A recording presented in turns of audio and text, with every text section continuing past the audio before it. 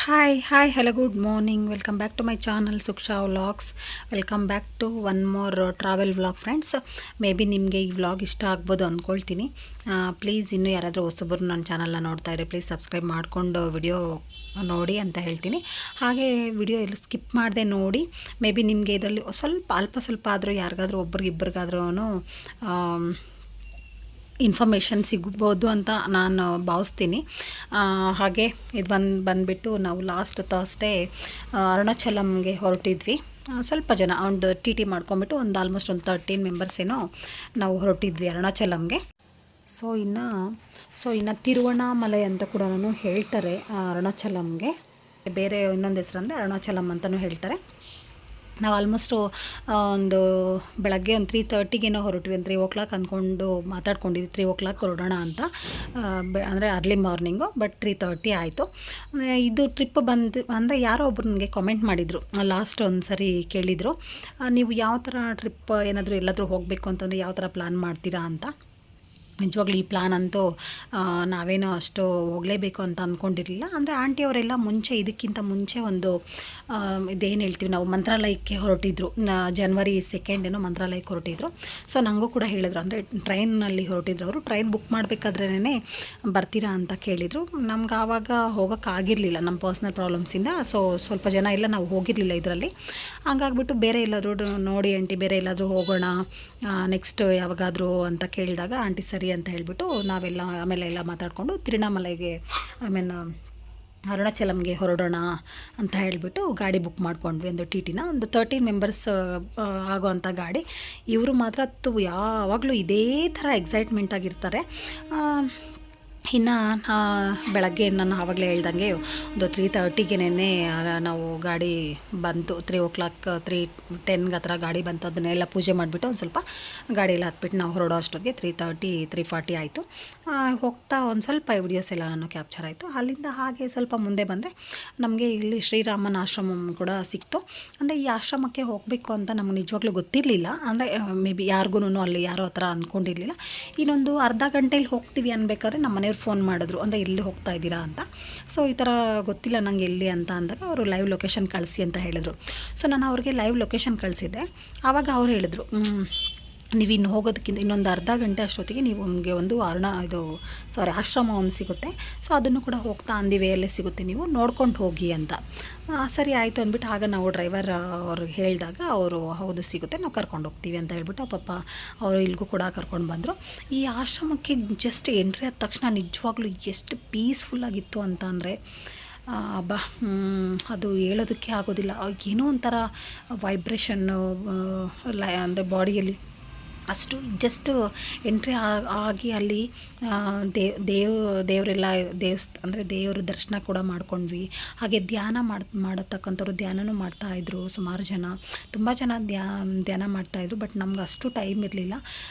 ನಾವಿನ್ನು ಬೇರೆ ಪ್ಲೇಸಸ್ ಎಲ್ಲ ನೋಡಬೇಕಾಗಿರೋದ್ರಿಂದ ಜಸ್ಟ್ ದೇವ್ರ ದರ್ಶನ ಮಾಡಿಕೊಂಡು ಅಲ್ಲಿ ಸ್ವಲ್ಪ ಹೊತ್ತೆಲ್ಲ ನೋಡಿಕೊಂಡು ನಾವು ಅಲ್ಲಿಂದ ಹೊರಟ್ವಿ. ನನಗೆ ಆಮೇಲೆ ಇದಕ್ಕೆ ಮುಂಚೆ ನಾನು ಹೋಗಿದ್ದೀನಿ, ಬಟ್ ನನಗೆ ಆವಾಗ ಅಲ್ಲಿ ಹೋದಾಗ ಕೂಡ ಏನೋ ನೋಡಿದ್ದೀನ ಇದು ಅಂತ ಅನ್ನಿಸ್ತು. ಬಟ್ ಈ ಥರ ಬೇರೆ ಎಲ್ಲಾದರೂ ಹೋಗಿದ್ದೀವೇನೋ ಅಂತ ಅಂದ್ಕೊಂಡ್ವಿ. ಆಮೇಲೆ ನನಗೆ ಫ್ಲಾಶ್ ಆಗಿದ್ದು ಇಲ್ಲಿ ನಾವು ಹೋಗಿದ್ದೀವಿ ಮುಂಚೆ ಅಂತ. ಅಂದರೆ ನಮ್ಮ ಮನೆಯವರು ಹೇಳಿದ್ರು, ಅವ್ರು ಬಂದಮೇಲೆ ಫೋಟೋಸ್ ಎಲ್ಲ ನೋಡಿದಾಗ, ನೋಡು ಈ ಥರ ನಾವು ಒಂದು ಸರಿ 2 ಸರಿ ಏನೋ ಹೋಗಿದ್ವಿ ಇಲ್ಲಿಗೆ. ಅಂದರೆ ಓಂ ಶಕ್ತಿ ದೇವಸ್ಥಾನಕ್ಕೆ ಹೋಗಿದ್ವಿ.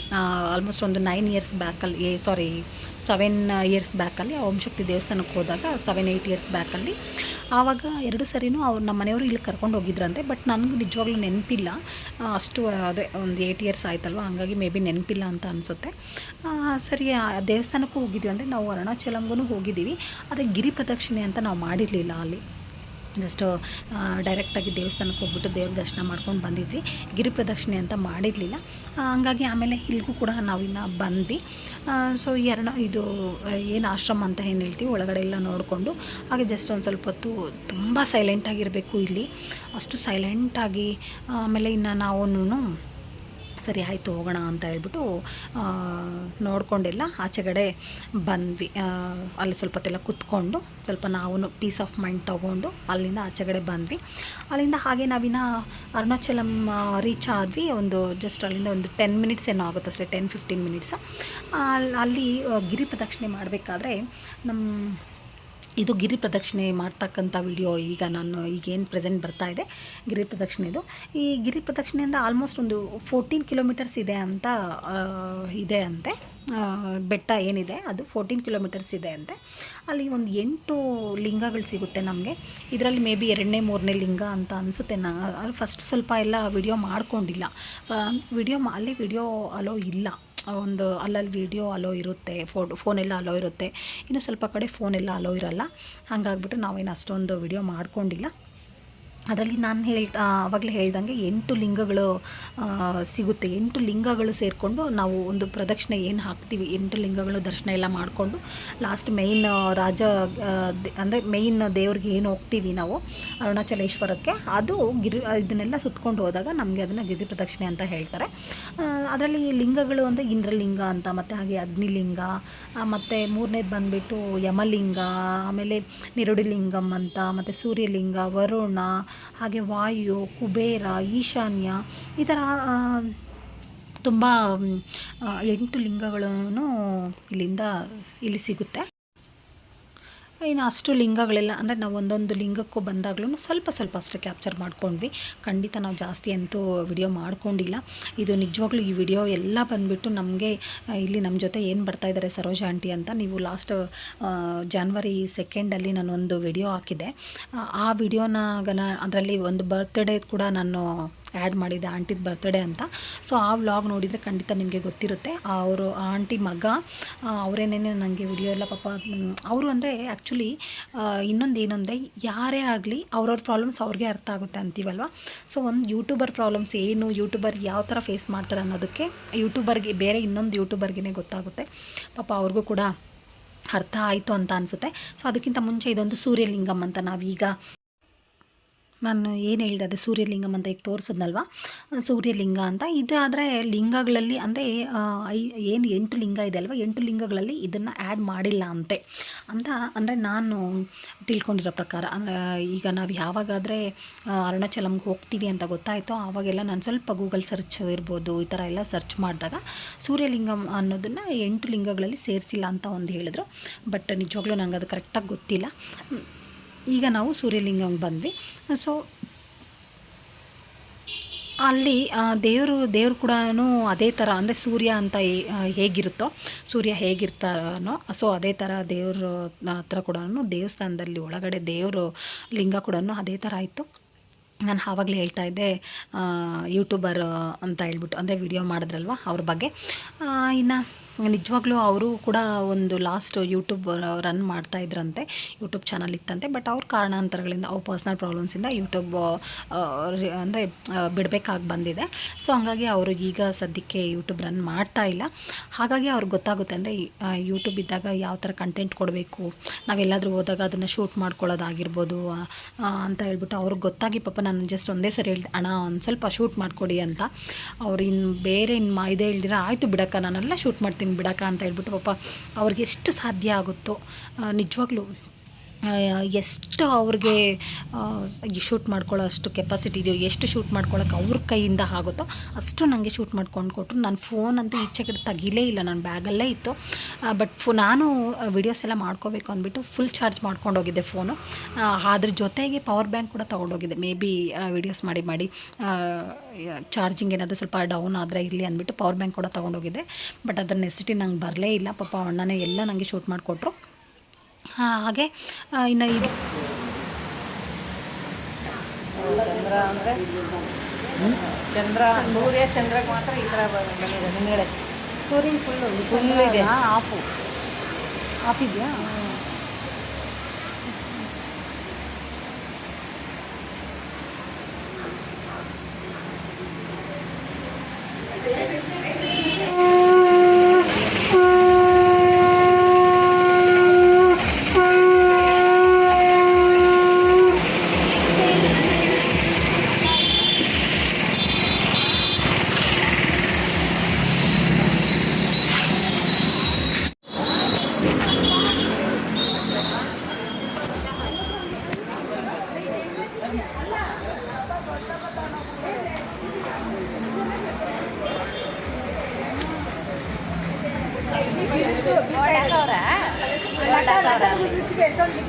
ಯಾಕೆ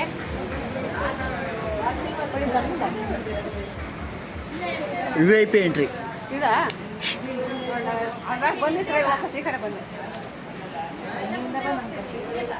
ಹಂಗೆ ಬರ್ಬೇಕಿತ್ತು ಹಂಗೆ ಬರ್ಬೇಡಿ ನಾವು ಬೇಡ ಅಂದೆ ನಾನು ಇದ್ರಾಗೆ ಬರ್ತಾ ಇದ್ದೆ ಎಲ್ಲಾದ್ರೂ VIP ದರ್ಶನ ಸಿಗ್ತಾಯಿತ್ತು ನನಗೆ.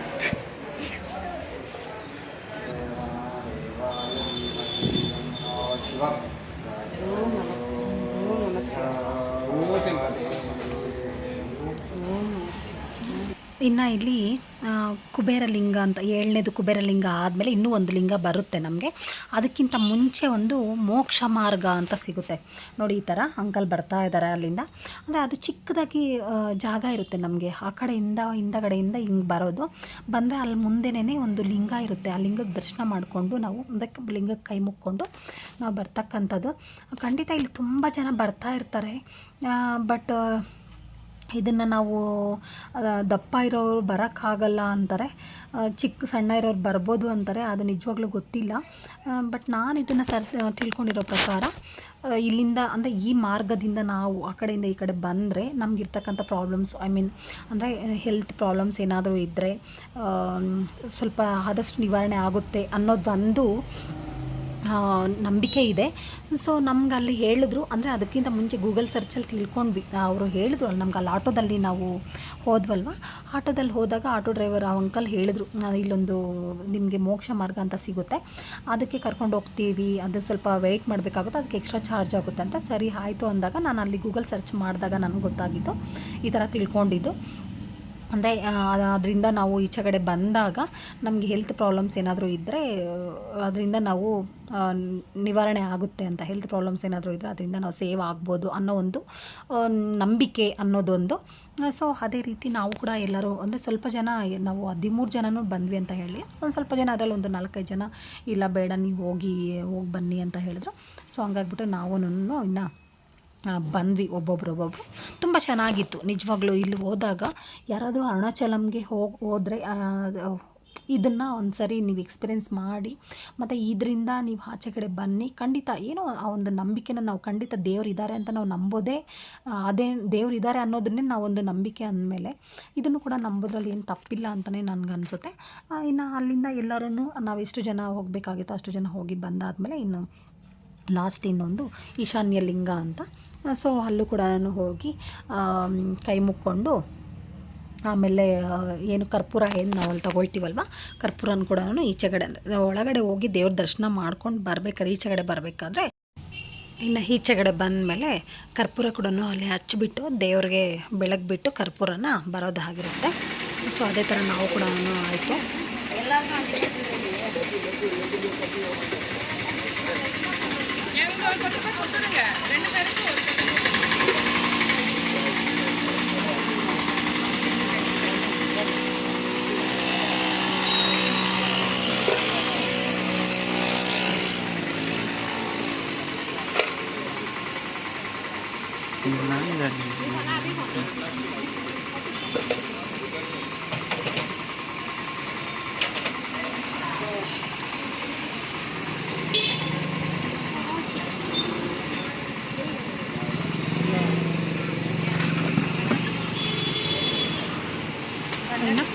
ಅಷ್ಟು ಗಿರಿ ಪ್ರದಕ್ಷಿಣೆ ಅಂದರೆ 8 ಲಿಂಗಗಳನ್ನು ನೋಡಿಕೊಂಡು 14 ಕಿಲೋಮೀಟ್ರ್ ಗಿರಿ ಪ್ರದಕ್ಷಿಣೆ ಎಲ್ಲ ಮುಗಿಸ್ಕೊಂಡು ನಾವು ಫೈನಲಿ ಇನ್ನು ಅರುಣಾಚಲೇಶ್ವರ ದೇವಸ್ಥಾನ ಅಂದರೆ ಆ ಮೇಯ್ನ್ ರಾಜ ಏನು ಗೋಪುರ ಹೇಳ್ತೀವಿ ಅಲ್ಲಿಗೆ ಬಂದ್ವಿ.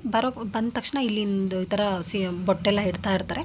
ನಾವು ಕೂಡ ಎಲ್ಲರೂ ಇಡಿಸ್ಕೊಂಡ್ವಿ ಚೆನ್ನಾಗಿರುತ್ತೆ ಅಂತ ಹೇಳ್ಬಿಟ್ಟು. ಹಾಗೆ ಈ ಗಿರಿ ಪ್ರದಕ್ಷಿಣೆ ಮಾಡೋರು ಸುಮಾರು ಜನ ನಡ್ಕೊಂಡು ಹೋಗ್ತಾರೆ. ಬಟ್ ನಮ್ಗೆ ಅಷ್ಟೊಂದು ನಡ್ಕೊಂಡು ಹೋಗೋಷ್ಟು ಚಾನ್ಸ್ ಸಿಗಲಿಲ್ಲ. ಏನಕ್ಕೆ ಅಂತಂದರೆ ಒಬ್ಬೊಬ್ರು ನಾವು 13 ಜನ ಹೋಗಿರೋದ್ರಿಂದ ಅದರಲ್ಲಿ ಒಬ್ಬರಿಬ್ಬರಿಗೆ ನಡೆಯೋಕ್ಕಾಗುತ್ತೆ, ಇನ್ನೂ ಯಾರೋ ಒಬ್ರಿಗೆ ಅಥವಾ ನಡೆಯೋಕ್ಕೆ ಆಗೋದಿಲ್ಲ. ಸೊ ಹಂಗಾಗ್ಬಿಟ್ಟು ನಾವು ಬೇಡ ಅಂತ ಹೇಳಿಬಿಟ್ಟು ಆಟೋದಲ್ಲೇ ಹೋಗಿದ್ವಿ. ಒಬ್ಬೊಬ್ಬರಿಗೆ 100 ರೂಪೀಸ್ ಏನೋ ಚಾರ್ಜ್ ಮಾಡಿದ್ರು ಗಿರಿ ಪ್ರದಕ್ಷಿಣೆಗೆ. ಡೈರೆಕ್ಟ್ ದೇವಸ್ಥಾನಕ್ಕೆ ಆದರೆ 20 ರೂಪಾಯಿ ಅಂತ ಹೇಳಿದ್ರು. ಗಿರಿ ಪ್ರದಕ್ಷಿಣೆ ಮಾಡ್ಕೊಂಡು ಹೋಗೋದಾದರೆ 1 ಅವರ್ ಏನೋ ಆಗುತ್ತೆ. ಅದಕ್ಕೆ ಒಬ್ಬೊಬ್ಬರಿಗೆ 100 ರೂಪೀಸ್ ಚಾರ್ಜ್ ಅಂತ ಹೇಳಿದ್ರು. ಅಕಸ್ಮಾತ್ ಯಾರಾದರೂ ಇಲ್ಲಿ ಹೋಗ್ತಕ್ಕಂಥವ್ರು ಅಂದರೆ ಪೌರ್ಣಮಿ ದಿನ ಹೋದರೆ ತುಂಬ ಒಳ್ಳೆಯದು ಅಂತ ಹೇಳ್ತಾರೆ. ಪೌರ್ಣಮಿ ದಿನ ಅಂತೂ ತುಂಬ ರಶ್ ಇರುತ್ತಂತೆ. ಅಂದರೆ ನಡ್ಕೊಂಡು ಹೋಗೋವ್ರು ಕೂಡ ಪ್ಲೇಸ್ ಇರೋದಿಲ್ಲ, ನಡ್ಕೊಂಡು ಹೋಗೋಷ್ಟು ಕೂಡ ರೋಡಲ್ಲಿ ಪ್ಲೇಸ್ ಇರಲ್ಲ, ಅಷ್ಟು ಬ್ಲಾಕ್ ಆಗಿರುತ್ತೆ ಅಂತ ಹೇಳ್ತಾರೆ. ಸೊ ನಿಮ್ಗೆ ಯಾರಿಗಾದ್ರೂ ನಿಜವಾಗ್ಲೂ ಚಾನ್ಸ್ ಸಿಕ್ಕಿದ್ರೆ ವಾಕಲ್ಲಿ ಅಂದರೆ ನಡ್ಕೊಂಡು ಹೋಗಿ ಗಿರಿ ಪ್ರದಕ್ಷಿಣೆ ಮಾಡೋದಕ್ಕೆ ಅಂತ ಹೇಳ್ತೀನಿ. ಬಟ್ ನಮಗೆ ನೋಡೋಣ, ನೆಕ್ಸ್ಟ್ ಯಾವಾಗಾದರೂ ಆ ಥರ ಚಾನ್ಸ್ ಸಿಕ್ಕಿದ್ರೆ ಮೇ ಬಿ ಹೋಗಬೇಕು ಅಂತ ಅಂದ್ಕೊಂಡಿದ್ದೀವಿ. ಬಟ್ ಚಾನ್ಸ್ ಸಿಕ್ಕಿದ್ರೆ ಆ ಥರ ಆದರೆ ಹೋಗೋಣ ಇನ್ನೊಂದು ಸರಿ ಅಂತ. ಮತ್ತು ನಾವಿನ್ನು ಮೇಯ್ನ್ ದೇವಸ್ಥಾನ ಏನಿದೆ ಅಂದರೆ ಇದು ಬಂದುಬಿಟ್ಟು ರಾಜಗೋಪುರ ಅಂತ ಹೇಳ್ತಾರಂತೆ. ಅಂದರೆ ಮೇಯ್ನ್ ಗೋಪುರ ಈ ಥರದ್ದು 9 ಗೋಪುರಗಳಿದೆ. ಸೊ ನಾವಿನ್ನು ಇಲ್ಲಿಗೆ ಆಲ್ಮೋಸ್ಟ್ ಬಂದ್ವಿ. ಅಂದರೆ ಒಳಗಡೆ ಎಲ್ಲ ಅಷ್ಟೊಂದು ವಿಡಿಯೋ ಮಾಡ್ಕೊಳ್ಳೋದಕ್ಕೆಲ್ಲ ಚಾನ್ಸ್ ಇರೋದಿಲ್ಲ, ಅಂದರೆ ಪರ್ಮಿಷನ್ ಇರೋದಿಲ್ಲ. ಈಚೆಗಡೆ ಸ್ವಲ್ಪ ಮಾಡ್ಕೋಬೋದು. ಬಟ್ ಒಳಗಡೆ ಹೋಗ್ತಾ ಆದಷ್ಟು ವಿಡಿಯೋಸ್ ಎಲ್ಲನೂ ಸ್ವಲ್ಪ ಕಮ್ಮಿ ಮಾಡಬೇಕಂತೆ. ಸೊ ನಾವು ಕೂಡ ಎಷ್ಟಾದರೆ ಆದಷ್ಟು ನಾನು ಸ್ವಲ್ಪ ಮಾತ್ರ ವಿಡಿಯೋಸ್ ಮಾಡಿಕೊಂಡು ನಾನು ತೋರಿಸೋದಕ್ಕೆ ಟ್ರೈ ಮಾಡ್ತೀನಿ. ಇನ್ನು ಇಲ್ಲಿ ಬಂದ ತಕ್ಷಣ ನಾವು ಒಂದು ಸ್ವಲ್ಪ ಜನ ನಮ್ಮದು 2 ಬ್ಯಾಚ್ ಆಗಿಬಿಡ್ತು. ಅಂದರೆ ಸ್ವಲ್ಪ ಜನ ಬೇಗ ಹೋಗಿಬಿಟ್ಟು ಅವರೊಂದು ಕಡೆ ಹೋಗಿಬಿಟ್ರು, ಮತ್ತು ನಾವೊಂದು ಸ್ವಲ್ಪ ಜನ ನಾವೊಂದು ಕಡೆ ಆಗಿಬಿಟ್ವಿ. ಬಟ್ ಕೊನೆಗೆ ಫೈನಲಿ ದರ್ಶನ ಎಲ್ಲ ಮುಗಿಸ್ಕೊಂಡು ಒಂದು ಹತ್ರ ಮೀಟ್ ಆದ್ವಿ ಎಲ್ಲರೂ. ಆದರೂ ಕೂಡ ಈಗ ನಾವಿಲ್ಲೊಂದು ಏನು ಈಗ ಎಂಟ್ರಿ ಆಗ್ತಾ ಇದ್ದೀವಲ್ವ ದೇವಸ್ಥಾನದ ಒಳಗಡೆ, ಹಾಗೆ ಮಾತ್ರ ಒಂದು ಸ್ವಲ್ಪ ಜನ ಆವಾಗಲೇ ಮುಂದೆ ಹೋಗಿಬಿಟ್ಟಿದ್ರು, ನಾವು ಒಂದು ಸ್ವಲ್ಪ ಜನ ಹಿಂದೆ ಉಳ್ಕೊಂಡ್ವಿ. ಇನ್ನು ಅಲ್ಲಿಂದ ಬಂದ ತಕ್ಷಣ ಮೇಯ್ನು ಒಂದು ದೇವಸ್ಥಾನ, ವಿಘ್ನೇಶ್ವರ ದೇವಸ್ಥಾನ ಏನೋ ಗಣೇಶನ ದೇವಸ್ಥಾನ ಏನೋ ಸಿಗುತ್ತೆ. ಸೊ ಅಲ್ಲೂ ಕೂಡ ಹೋಗ್ಬಿಟ್ಟು ನಾವಿನ್ನು ದರ್ಶನ ಮಾಡ್ಕೊಂಡು ಬಂದ್ವಿ. ಅದಾದಮೇಲೆ ಇದೊಂದು ಕಲ್ಯಾಣಿ, ಅಂದರೆ ಈ ಕಲ್ಯಾಣಿ ಬಂದುಬಿಟ್ಟು 2 ಕಲ್ಯಾಣಿ ಇದೆ ಇಲ್ಲಿ ಒಳಗಡೆ. ಶಿವಗಂಗೆ ತೀರ್ಥ ಅಂತ ಒಂದು, ಮತ್ತು ಹಾಗೆ ಬ್ರಹ್ಮತೀರ್ಥ ಅಂತ ಏನೋ ಹೇಳ್ತಾರಂತೆ ಕಲ್ಯಾಣಿಗೆ. 2 ಕಲ್ಯಾಣಿ. ಇದು ಬಂದುಬಿಟ್ಟು ಶಿವಗಂಗೆ ತೀರ್ಥ ಅಂತೆ. ಅಂದರೆ ನಾವು ಅಲ್ಲಿ ಕೇಳಿದಾಗ ನಮಗೆ ತಮಿಳಂತೂ ನಿಜವಾಗ್ಲೂ ಓದೋಕೆ ಬರೋದಿಲ್ಲ, ಹಾಗೆ ಮಾತಾಡೋದಕ್ಕೂ ಬರೋದಿಲ್ಲ. ನಮ್ಮ ಫ್ರೆಂಡ್ ಒಬ್ಬರಿದ್ದರು, ಅವರು ತುಂಬ ಚೆನ್ನಾಗಿ ನಮಗೇನಾದರೂ ತಮಿಳಲ್ಲಿ ಯಾರ ಹತ್ರ ಆದರೂ ಕಾನ್ವರ್ಸೇಷನ್ ಮಾಡಬೇಕು ಅಂತ ಅಂದರೆ ಅವ್ರನ್ನ ಕರಿತಾ ಇದ್ವಿ. ಅವರು ಸ್ವಲ್ಪ ನಮಗೆಲ್ಲ ಟ್ರಾನ್ಸ್ಲೇಷನ್ ಮಾಡಿ ಆ ಥರ ಈ ಥರ ಅಂತ ಮಾತಾಡ್ತಾಯಿದ್ರು. ನೋಡಿ ಇವರೇ ನೆನ್ನೆ ನಮ್ಮಿಂದ ಬರ್ತಾವ್ರು ನೋಡಿ, ಇವರು ನಮ್ಮ ಫ್ರೆಂಡ್. ಅವ್ರಿಗೆ ಮಾತ್ರ ಕನ್ನಡ ಸ್ವಲ್ಪ ಚೆನ್ನಾಗಿ ತಮಿಳು ಸ್ವಲ್ಪ ಚೆನ್ನಾಗಿ ಬರ್ತಾಯಿತ್ತು, ಹಾಗಾಗಿ ಅವರೇ ಮಾತಾಡ್ತಾಯಿದ್ರು. ಇನ್ನು ಸೊ ನಾವು ಅಲ್ಲಿನೂ ಒಂದು ಕಲ್ಯಾಣಿ, ಒಂದು ಶಿವಗಂಗೆ ತೀರ್ಥ ಹಾಗೆ ಅದು ನೋಡಿಕೊಂಡು ಅಲ್ಲಿಂದ ಸ್ವಲ್ಪ ಮುಂದೆ ಹೋಗ್ತಾ ಇಲ್ಲಿ ನಮಗೆ ರೈಟ್ ಸೈಡಲ್ಲಿ ಬಂದುಬಿಟ್ಟು ನೋಡಿ, ಇಲ್ಲಿ ರೈಟ್ ಸೈಡಲ್ಲಿ ಏನು ಕಾಣಿಸ್ತಾ ಇದೆ, ಇದು 1000 ಪಿಲ್ಲರ್ಸಲ್ಲಿ ಮಾಡಿರ್ತಕ್ಕಂಥ ಒಂದು ಮಂಟಪ ಅಂತೆ. ಅಲ್ಲಿ ಹಾಕಿದ್ದಾರೆ 1000 ಪಿಲ್ಲರ್ಸ್ ಮಂಟಪ ಅಂತ, 1000 ಪಿಲ್ಲರ್ ಅದೇ 1000 ಕಂಬಗಳ ಮಂಟಪ ಅಂತ ಹೇಳ್ಬಿಟ್ಟು ಇಲ್ಲಿ ಹಾಕಿದ್ದಾರೆ. ನಿಜವಾಗ್ಲೂ ನನಗೆ ಅದನ್ನು ನೋಡಿದಾಗ ಅಲ್ಲಿ ಒಳಗಡೆ ನಾವು ಹೋಗ್ಬೇಕು ಅಂದ್ಕೊಂಡ್ವಿ. ಬಟ್ ಆದರೆ ಗೊತ್ತಿಲ್ಲ ಅದು ಏನಕ್ಕೆ ಅಂತ. ಆವಾಗ ಅಲ್ಲಿ ಕ್ಲೋಸ್ ಇತ್ತು, ಅಂದರೆ ಕೀ ಹಾಕಿಬಿಟ್ಟು ಒಂದು ಚೈನಲ್ಲಿ ಬರುತ್ತಲ್ವ ಆ ಥರ ಲಾಕ್ ಮಾಡಿಬಿಟ್ಟಿದ್ರು. ಮೇ ಬಿ ಏನಾದರೂ ಕನ್ಸ್ಟ್ರಕ್ಷನ್ ನಡೀತಾ ಇದೆಯೋ ಏನೋ, ನನಗೆ ಐಡಿಯಾ ಇಲ್ಲ. ಆದರೆ ನಾವು ಹೋಗಬೇಕು ಅಂತ ಹೋದಾಗ ಮಾತ್ರ ಅಲ್ಲಿ ನಮಗೆ ಅಲೋ ಕೊಡಲಿಲ್ಲ, ಅಂದರೆ ಕ್ಲೋಸ್ ಇದೆ ಅಂತ ಹೇಳಿದ್ರು. ಅದೇನಾದರೂ ಅಂದರೆ ಅಮಾವಾಸ್ಯೆ ಹುಣ್ಣಿಮೆ ಈ ಥರದ ದಿನ ಏನಾದರೂ ತೆಗಿತಾರಾ ಅಥವಾ ಡೈಲಿ ಓಪನ್ ಇರುತ್ತಾ ಅನ್ನೋದು ನಿಜವಾಗ್ಲೂ ನನಗೆ ಅದ್ರ ಬಗ್ಗೆ ಐಡಿಯಾ ಇಲ್ಲ. ಸೊ ಅದೊಂದು ನೋಡಬೇಕು ಅಂತ ಅಂದ್ಕೊಂಡ್ವಿ. ಬಟ್ ಏನೂ ಮಾಡೋಕ್ಕಾಗಲ್ಲ, ಆಗಿಲ್ಲ. ಅಲ್ಲಿಂದ ಹಾಗೆ ಇನ್ನೊಂದು ಮತ್ತು ಬ್ರಹ್ಮತೀರ್ಥ ಅಂತ ಹೇಳ್ಬಿಟ್ಟು ಇನ್ನೊಂದು ಕಲ್ಯಾಣಿ ಕೂಡ ಇತ್ತಲ್ವ. ಸೊ ಅಲ್ಲೂ ಕೂಡ ಬಂದ್ವಿ. ನಿಜವಾಗ್ಲೂ ಇದೊಂಥರ ತುಂಬ ದೊಡ್ಡದಾಗೆ ಇದು ಕಲ್ಯಾಣಿಗಳಂತಲೇ ಹೇಳ್ಬೋದು. ಅಲ್ಲೂ ಕೂಡ ನಾವಿನ್ನೆಲ್ಲ ನೋಡಿಕೊಂಡು ಇದು ಈ ದೇವಸ್ಥಾನದ ಬಗ್ಗೆ ಹೇಳಬೇಕು ಅಂತಂದರೆ ಏನು ಅರುಣಾಚಲೇಶ್ವರ ದೇವಸ್ಥಾನ ಏನಿದೆ, ಪಂಚಭೂತಗಳಲ್ಲಿ ಒಂದಾದಂತಹ ಅಗ್ನಿಲಿಂಗ ಇಲ್ಲಿರ್ತಕ್ಕಂಥ ಅರುಣಾಚಲೇಶ್ವರ ಅಂತಲೇ ಹೇಳ್ಬೋದು.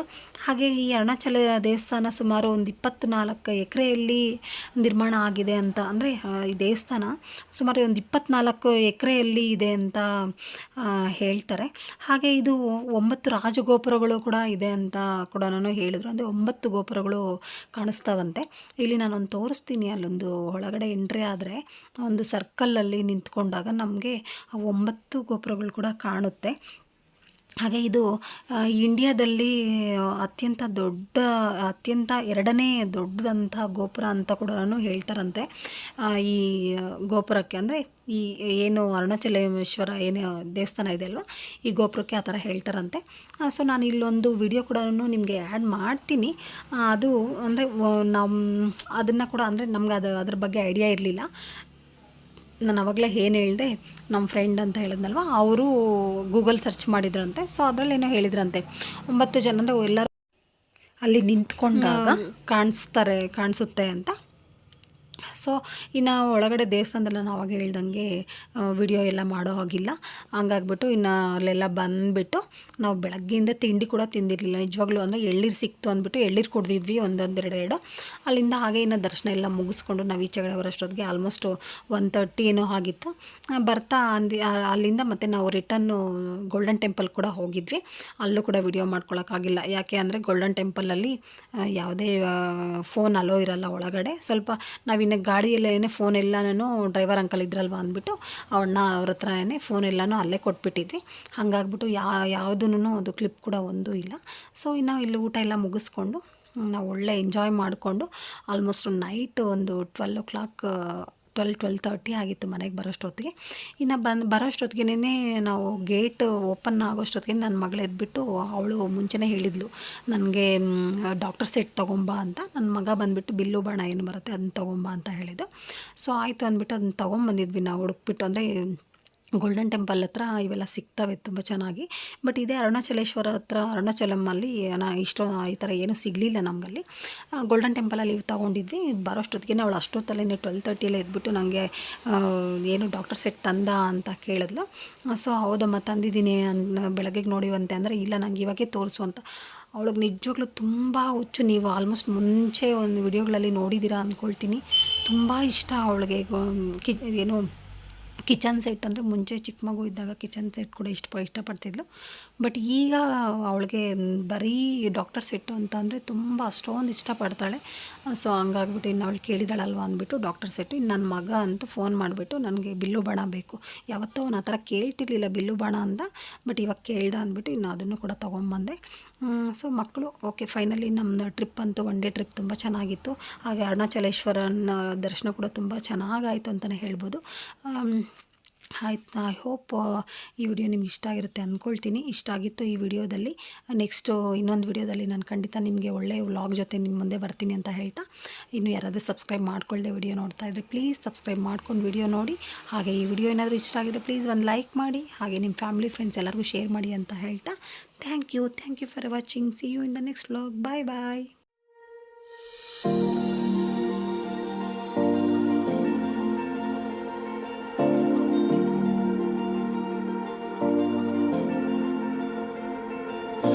You've been shattered, you've been broken down.